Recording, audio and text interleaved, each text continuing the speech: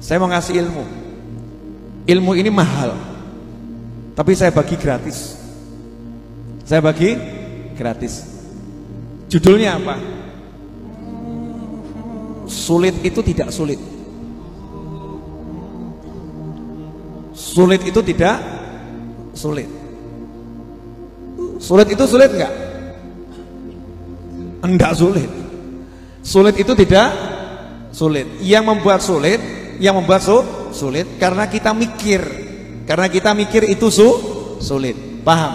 Jadi kalau enggak kita pikir itu sulit, maka tidak akan sulit. Kenapa enggak sulit? Saya akan jelaskan di sini dalam waktu 3 menit. Ya, 3 menit insyaallah. Setiap kali kita kena masalah, setiap kali kita didatangi kesulitan, wujudnya kesulitan itu apapun, maka harus paham yang ngirim itu Allah, yang ngasih itu Allah.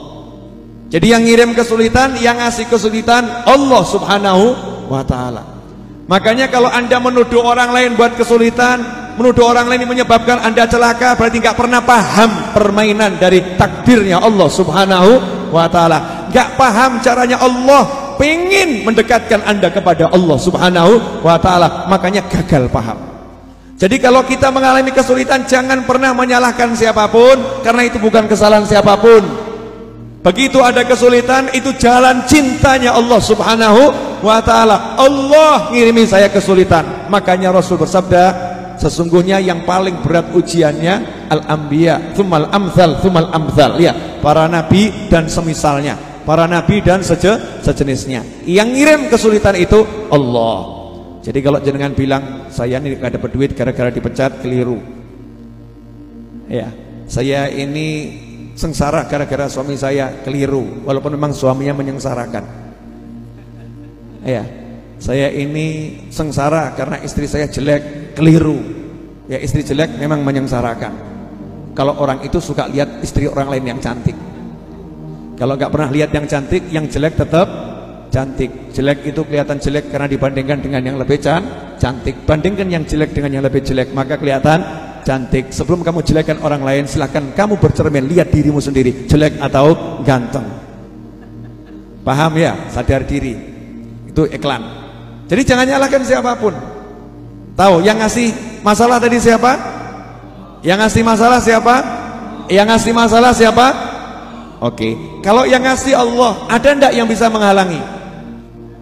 Enggak ada. Kalau yang ngasih masalah Allah, enggak ada yang bisa menghalangi. Pertanyaan kedua, kalau begitu ada ndak yang bisa ngasih kamu masalah? Nggak ada. Nggak ada satu makhluk, satu orang pun bisa kasih kamu masalah. Makanya nggak usah takut dengan orang yang berencana apapun, orang yang membuat makar model apapun, orang yang membuat siasat model apapun. Siasatnya, makarnya, usahanya, tipu dayanya tidak akan bisa kena ke kamu, kecuali kalau memang diizinkan oleh Allah subhanahu wa ta'ala. Ini akidah, itu membuat tenang. Lah yang ngirim masalah Allah kok. Jadi nggak masalah. Kok nggak masalah kenapa? Kalau hubungan sama Allah enak. Begitu paham yang ngirim Allah, langsung bilang saja sama yang ngirim, ya Allah tolong solusinya, ya Allah please selesaiin, ya Allah kuatkan, ya Allah tolong, ya Allah bantu. Ini paham. Jangan begitu kena masalah kesulitan langsung mikir simpenan duit, langsung mikir teori, langsung mikir strategi, langsung mikir cara-cara, mikir makhluk yang dipikir, gak mikirkan kholiknya, yaitu penciptanya Allah subhanahu wa ta'ala.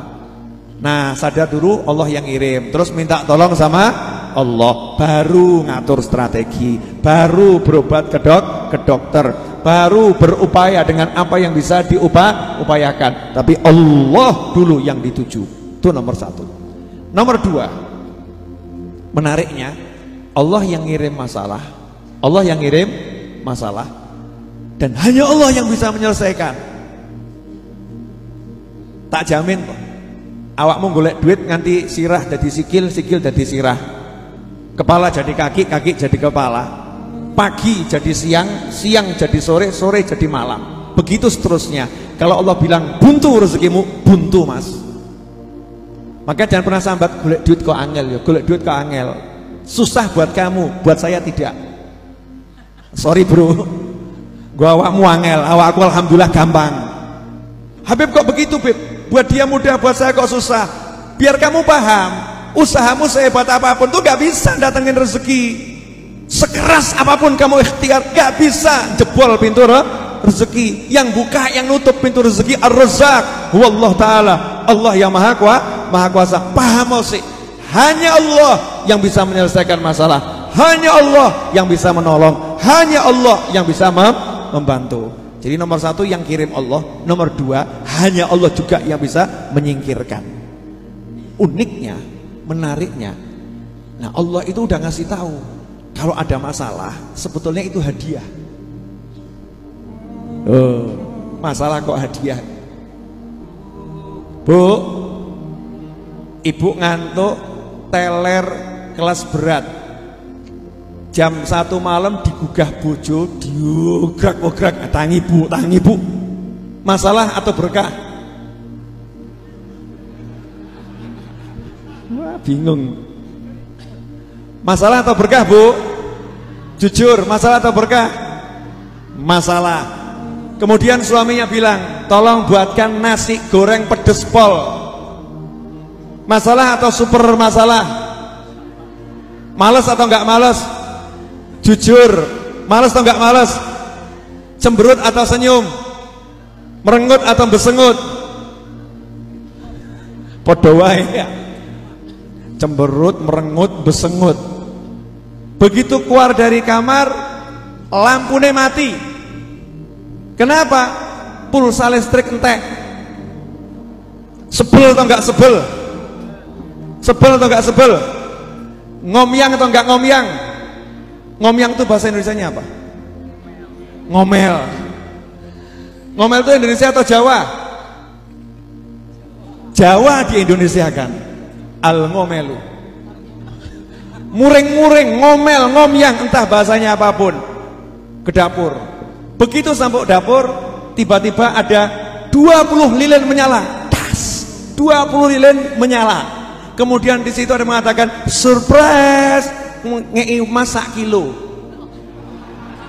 Masak kilo. Ya, kemudian semua yang 20 orang itu ngomong, ini hadiah dari suamimu, ini hari jadi pernikahan kalian. Jenengan seneng napa besengut? Mati ngadeg kaget bu. Seneng kan ya? Seneng, betul? Seneng, bahagia. Pertanyaan saya, sebetulnya tadi gugah membangunkan dirimu dikala kamu males bangun, dikala kamu suntuk untuk bangun, dikala kamu capek, dikala kamu lelah, dioyak-oyak bojo, itu enak atau enggak enak? Enggak enak, betul. Lampu mati keluar untuk masak, enak atau enggak enak? Enggak enak. Ternyata itu strategi suami untuk apa? Surprise. Kejutan deh, kejutan. Ternyata suaminya mau ngasih hadiah. Begitulah Allah subhanahu wa ta'ala. Awakmu dikai masalah, dikai surprise, dikai kejutan, dikai hadiah, mikir elek-elek, kurang ajar awakmu. Habib Novel galak ya. Orang mudeng-mudeng. Paham enggak? Jadi dikasih masalah, dikasih yang nggak enak, itu sebetulnya lagi apa? Di ujung disiapkan surprise, kejutan. Makanya kalau udah dikasih tahu dari sekarang, begitu ada masalah, asik, hadiah. Ada masalah, surprise. Entenono hadiah, entenono surprise, mesti enak. Ada yang nonton ini kemudian ngomong, Habib, aja mong gedebus. Gedebus itu bahasa apa ya? Bahasa Jawa suwe gitu ya, Jawa kuno. Gedebus. Jangan asal bicara nggak ada dalilnya. Zaman sekarang ini dolar dalil. Dikasih dalil yang nggak mudeng. Ya udah nih, dalilnya simple. Fa inna ma'al usri yusran, inna ma'al usri yusra. Itu ayat turun ketika Kanjeng Nabi SAW lagi duduk dengan sahabat.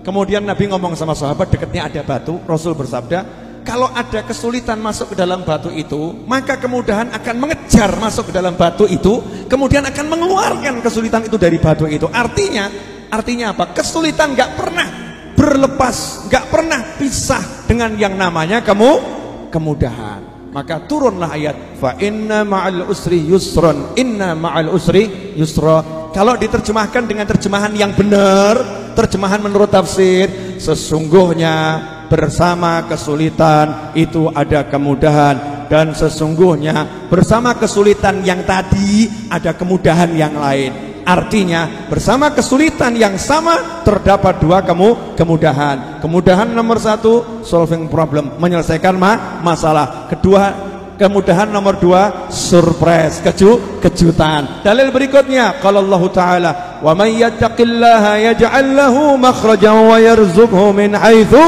la yahtasib. Barang siapa bertakwa kepada Allah, pengajian, maulid, sholawatan, zikir, istighfar, ziarah kubur, birrul walidain, silaturahim, cari nafkah untuk pasangan, cari nafkah untuk anak, cari nafkah untuk orang tua, murah, senyum, sedekah, berderma dan lain sebagainya. Wa may yattaqillaha yaj'al lahu, maka dia Allah, bukan Habib Muhammad, bukan Habib Novel, bukan Habib Muhammad Syarif, bukan Gusmus, bukan Syekh Fulan, bukan Ustadz Fulan, bukan Kiai Fulan, bukan Gubernur Fulan, bukan Presiden Fulan, bukan pejabat Fulan, bukan Jenderal Fulan, bukan. Yaj'allahu Allah, Allah yang menjadikan untuknya. Sorry bro, Allah yang turun tangan. Yang turun tangan Allah, Allah yaj'allahu makhraja, Allah menjadikan untuknya, Allah menjadikan untuknya. Iling-ilingin iki lho, Allah menjadikan untuknya, Allah menjadikan untuknya. Apa yang Allah buat untuknya? Makhraja, mumet seperti apapun, masalah seperti apapun, ruwet seperti apapun, Allah yang berikan jalan keluar. Pertanyaan saya, kalau Allah yang berikan jalan keluar, ada yang bisa menghalangi? Kalau Allah yang berikan jalan keluar, ada yang bisa nutup? Kalau Allah yang berikan jalan keluar, selesai enggak masalahnya? Selesai. Yaj'allahu makhraja wa yarzuqhu min haitsu la yahtasib. Selanjutnya setelah dikasih solusi sama Allah, dikasih jalan keluar sama Allah, wa yarzuqhu, Allah kasih dia rezeki yang sifatnya surprise, kejutan. Kenapa dikatakan rezeki kejutan? Ini terjemahan murni terjemahan ala Habib Novel. Allah memberikan rezeki berupa kejutan. Kenapa kejutan? Karena nggak pernah bisa dipikir, dikira-kira nggak bisa, datang dari arah yang nggak jelas, arahnya dari mana nggak ngerti, ujuk-ujuk wono, kan namanya surprise, kejutan. Rezeki berupa kejutan dan Allah yang ngatur. Penak anteng meneng rezeki teko, wah masya Allah, nikmat. Paham nggak? Baru 1 menit. Jelas? Apa yang jelas? Oh, surprise-nya toh ini. Surprise. Jadi kalau ada masalah atau hadiah. Jadi kalau Anda terlilit hutang nggak bisa bayar, besok mau ditagih, mau diajar, masalah atau hadiah? Kalau istri Anda marah-marah menuntut minta cerai, masalah atau hadiah? Kalau anak Anda teriak-teriak kemudian tidak mau sekolah, masalah atau hadiah? Kalau tiba-tiba Anda pas gak pakai helm ketemu polisi ditilang, masalah atau hadiah? Jawabnya paling gak jelas Gus. Monggo. Masalah atau hadiah? Jawabannya sederhana, itu bukan masalah, itu hadiah. Tapi hadiahnya sama Allah dibungkus dengan masalah. Bungkusnya masalah, dalamnya hadiah. Makanya kamu jangan lihat bungkusnya. Kadang yang namanya kekasih menyembunyikan intar belian di balik yang namanya kertas koran, dibungkus kertas koran, ternyata dalamnya intan dan berlian. Ketika kekasih terima, apa iki? Kamu cuma kasih aku kotoran di kertas yang kotor, ya. Kemudian bungkus yang kotor, menghina, mencela, mencampakkan. Ketika dicampakkan, diambil sama kekasihnya, dikasihkan orang lain. Ini hadiah dariku. Nah yang lain terima, masya Allah, terima kasih. Gak lihat bungkusnya, lihat yang memberi. Dibuka, ternyata isinya intan berlian. Bejonya luar biasa. Nah yang sering menyebabkan kita gagal mendapatkan karunia Allah, hadiah dari Allah.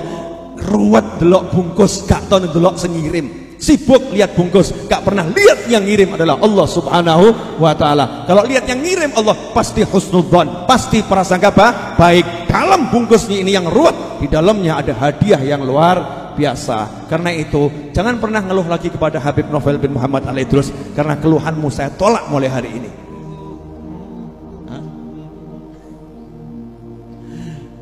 Ini lebih sadis Gus Mus nih. Paham semuanya? Kok jadi diem semua kenapa? Ditolak keluhannya ya. Gak usah berkeluh kesah. Udah ngaji-ngaji, pengajian-pengajian, zikir-zikir, ya guyon ya guyon, makan ya makan. Masalah adalah hadiah. Habib punya masalah enggak ada, yang ada hadiah. Setiap masalah saya anggap hadiah. Makanya hidup saya penuh dengan hadiah. Ya penuh dengan hadiah. Yakin saya sama Allah Ta'ala. Rugi kalau nggak yakin sama Allah. Kalau nggak yakin sama Allah, suruh yakin sama kamu. Moh aku. Saya suruh yakin sama kamu gitu ya. Kamu yang kaya, suruh percaya kamu orang kaya. Moh aku. Suruh percaya kamu orang pintar, nggak mau. Percaya kamu orang hebat, nggak mau saya. Moh, sing pintar dadi bodoh ya iso akeh. Yang kaya tiba-tiba miskin melarat, akeh utang ya akeh. Betul. Yang kuat tiba-tiba jadi stroke, naudzubillah min dzalik, gak iso obah ya akeh. Tapi kalau Allah selalu kuat, selalu kaya, selalu hebat. Makanya ikhwani rahimakumullah, teruslah berharap, bergantung, bersandar pada Allah Ta'ala. Tinggalkan semua sandaranmu kepada selain Allah. Jelas? Dah, ojo salah terima ilmu. Ya udah, kalau begitu mulai besok jangan kerja. Berharap sama Allah. Nah, ini belajar gak lulus nih. Yang saya omongkan tadi semua sikap hatimu begitu, fisik, guyu mesem, gak ada duit nih, gak punya duit, keluar ke pasar, ngapain? Ibadah. Ngapain? Cari nafkah. Pasar sepi, gak masalah, Gusti Allah ramai terus. Masya Allah, asyik. Enak enggak bisa begitu? Enak. Makanya jaga hatimu, aku akan jaga hatiku. Kita punya hati masing-masing. Mari hati kita masing-masing kita jaga.